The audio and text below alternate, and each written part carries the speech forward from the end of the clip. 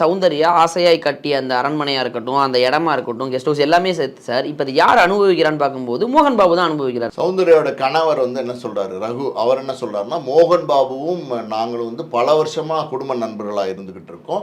மோகன் பாபுவுக்கும் எங்களுக்கும் ஒரு நல்ல நட்பு இருக்கு, எங்களுடைய குடும்ப நண்பர் அப்படின்னு அவர் ஒரு ஸ்டேட்மெண்ட் கொடுக்குறாரு. ஆனா முக்கியமான ஒரு விஷயம் என்னன்னா, மோகன் பாபுட்டு அந்த சொத்து இருக்கு. இப்போ சௌந்தர்யாட்ட கேட்டாரா, கேட்கலையா, இல்ல சௌந்தர்யாட்ட கேட்டு கொடுக்கலையா, இதனால சதித்திட்டம் செய்து சௌந்தர்யாவை கொலை செஞ்சாரா, இந்த மாதிரி பல கேள்விகள் இருக்கும்போது இந்த சொத்து இப்ப எப்படி மோகன் பாபு கைக்கு மாறிச்சு? சௌந்தர்யா மறைவுக்கு அப்புறம் இந்த சொத்தை மோகன் பாபு வாங்கினாரா? யாரிடம் இருந்து வாங்கினார்? கணவர் ரகுவிடம் இருந்து வாங்கினாரா? இப்ப சௌந்தர்யாவுடைய சொத்துக்கே பல பேர் அடிச்சுக்கிறாங்க. இப்ப அவங்க அண்ணி அடிச்சுக்கிறாங்க, அம்மா அடிச்சுக்கிறாங்க, உறவினர்கள்லாம் எங்களுக்கு தான் இதுல பங்கு இருக்கு, எங்களுக்கும் இதுல பங்கு இருக்குங்கிற மாதிரி ஒரு அடிதடி அந்த பக்கம் போயிடு. இங்க நம்ம முக்கியமா கவனிக்க வேண்டிய ஒரு விஷயம் என்னன்னா, இந்த சிட்டி மல்லுங்கிறவரு அந்த ஸ்டேட்மெண்ட்ல 2-3 பாயிண்ட் வைக்கிறாரு. அதுல ஒரு பாயிண்ட் மோகன் பாபுவை பத்தி சொல்றாரு.